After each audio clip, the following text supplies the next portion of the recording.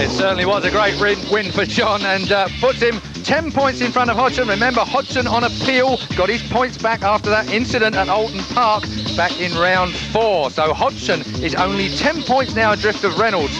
Chris Walker, well, he won't be happy with that, but he'll accept it, I'm sure. He's third in the series on 150 points, 1 point in front of James Hayden. Then it's Steve Hislop. Hislop, well, we're going to get to qualifying in a moment. He has done brilliantly here at Silverstone, and he's still only 5th in the championship, so we'll wait and find out what happens there. Mackenzie is in 6th place. John Crawford with a broken toe after Snetterton is in 7th place, and James Toseland, the best of the works Hondas.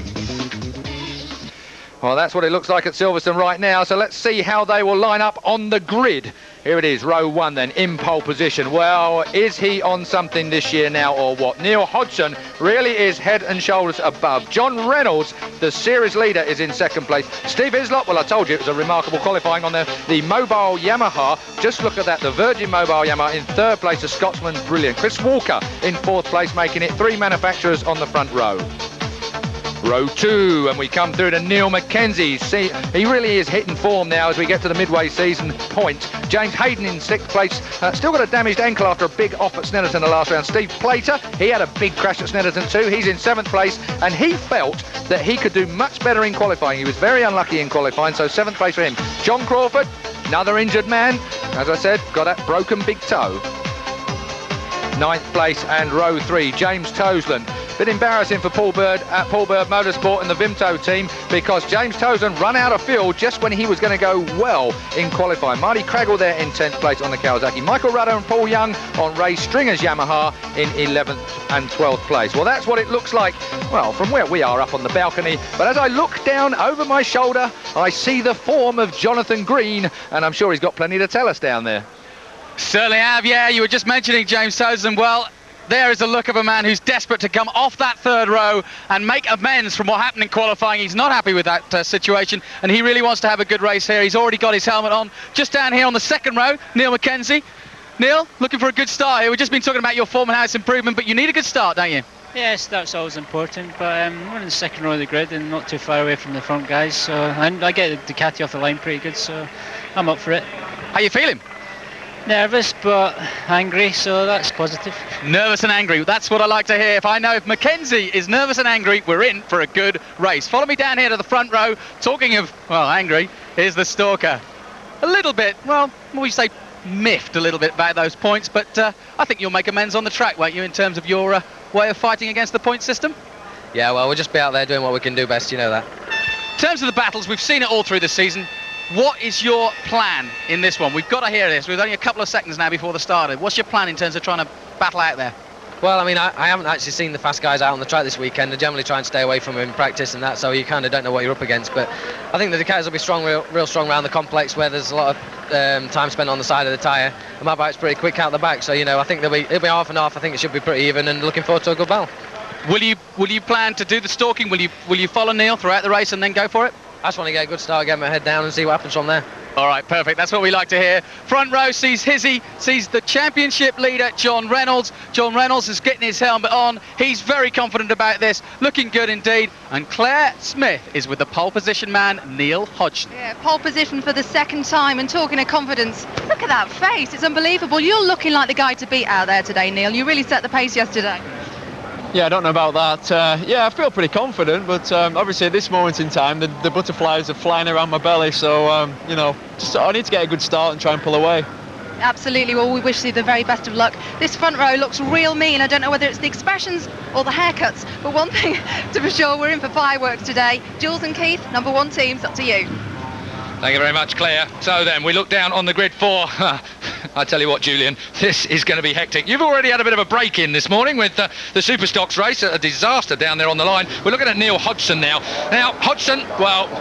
This guy has changed beyond all recognition as far as I'm concerned this year. He has absolutely matured. He's still only, what, 26, 27 years old, and I'm sure you're going to correct me on that one. He's 26 years old. He's done 125 Grand Prix, 500 Grand Prix. He's been a world superbike runner. He has always been accused of being a little bit too soft on the track when it comes down to the push and shove, but gee, has that changed in the year 2000? I don't know who's been talking in his ear, or whether he's been banging his head against the wall, but...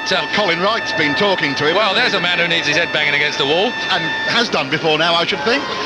I asked Colin that very question earlier this weekend, Keith, and I said, well, was it Donington, meaning the World Superbike win? He said, well, that's when you first became aware of it, but of course, it's been building up right through the year. You don't throw a light switch and get that. Neil has been working up to this. We all knew he was fast. We all knew he was a qualifier. Front row man in 125 and 500 Grand Prix.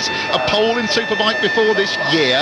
Yeah. World Superbike, I mean. But the World Superbike round when he duffed up Noriyuki Haga. I mean, anybody who takes on Haga at his own game is something a bit special. Now, the thing we've got to watch for, gone for the old... they've all had haircuts this week. It's been quite amusing. Oh, hand up there from Blackley. Blackley's got his hand up. Gordon Blackley's got his hand up. That's going to be a problem for him.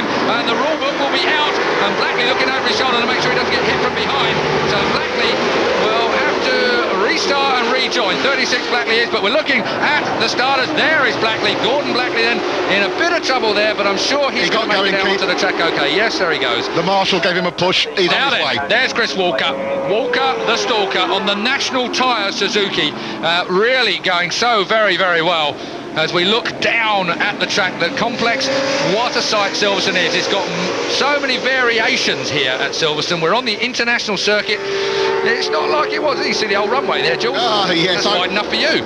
Thank you very much. They land big planes there. Thank you. I used to sit down at Stowe Grandstand watching the Grand Prix, including your good self many years ago in that 350 class. Note for viewers under 40, that is a vintage class they used to run in Grand Prix. Thank you very much. Is that 40 as in round the middle as far as you're concerned? Thank you. So then, let's take a look at the racetrack. We're coming under bridge now, down into the new complex. What do you think of this bit of track? I actually quite like it, but the riders, I have to say, I've heard Mickey Mouse being used to not take too much of a slant at Disney World, but looking at it now, it slows it right the way down. Of course, the cars go too quick. Silverstone is a great facility, but it's made for cars. This place, no question. But in my view, Silverstone doesn't do enough for motorcycling. They'll argue otherwise. And funny enough, the chief executive is Dennis Rowan, who used to be my boss at Suzuki. So, and I saw Roger Edsel, ex of Honda UK. I wouldn't mention that.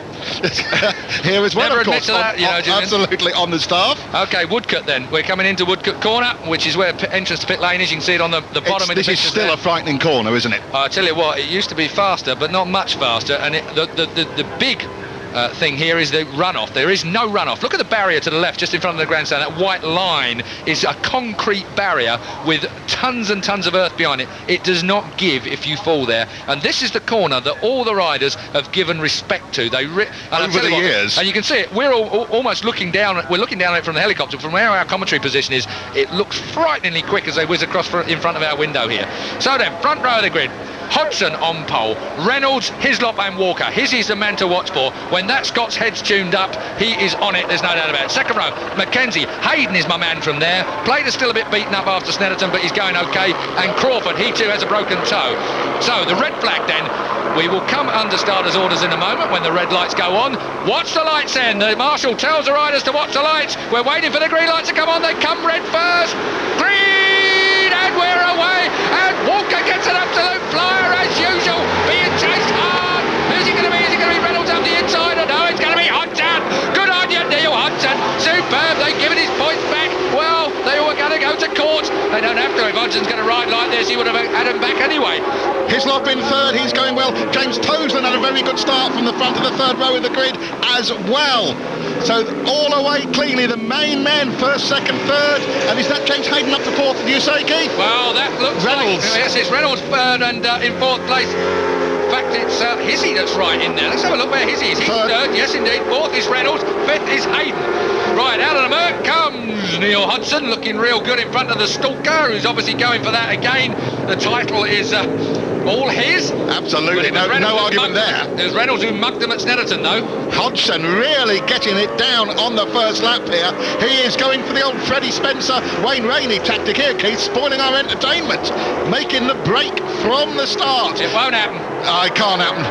He'll pull out half a dozen bike legs, they'll reel him in again, but he is on the case. Neil piling it into the complex for the first time. Yeah, really. Walker closing up through the tight stuff. Yeah, as soon as it gets a bit, should we say, when the hustler is necessary, in comes Walker. He really does hustle through tight turns. So, Woodcote corner, they power around now. Hodgson just picks it up a little bit off the white line, not quite the line. I tell you, Reynolds looking for third. That's 150 mile an hour through there. Reynolds third. Into Copse we go. So Copse corner, standard right-hander, loads of runoff, so you can risk it a bit if you feel like it on the last lap, maybe into there. We're looking